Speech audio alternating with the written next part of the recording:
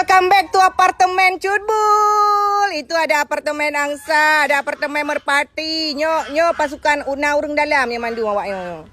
Jadi hari ini kegiatan kita adalah culeu guys, demi pundi rupiah. Nyo hai nyo but ma ke kampung ani ya, truk ke kota jangankan tayu tu abu tayu tagun buah nak pahle bahasa Aceh kat tilu alang. Ya Allah Rabbi, kalian tahu tukar U yang mana? Nah, ini dia tukar U ya. Nyobuk mai kampung. Awakah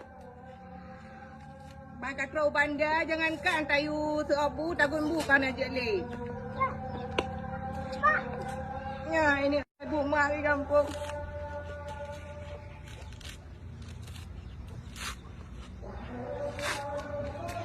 Demi pen semester, demi pen fashion, demi pen kos. Buat ia culeu.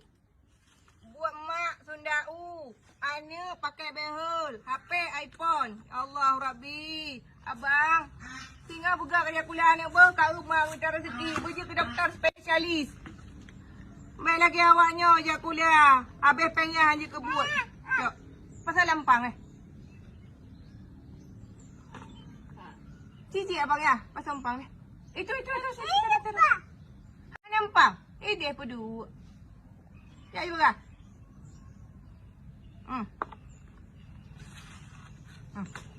Ya bah dia.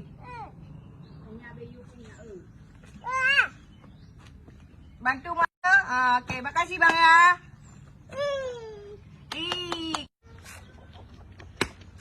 Siapa di antara kalian siap roh U?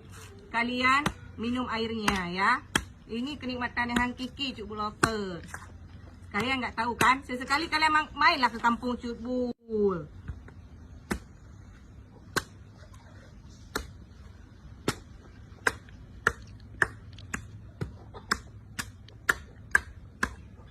Dah kenal sih.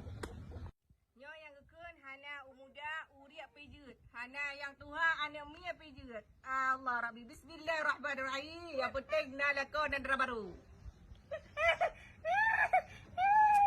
Golat aja hai gam hai kakak. Lanjut.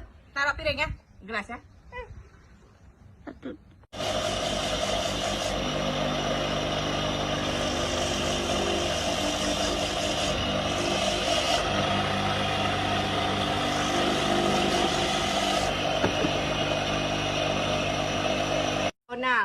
Nah, seperti ini kita kukur.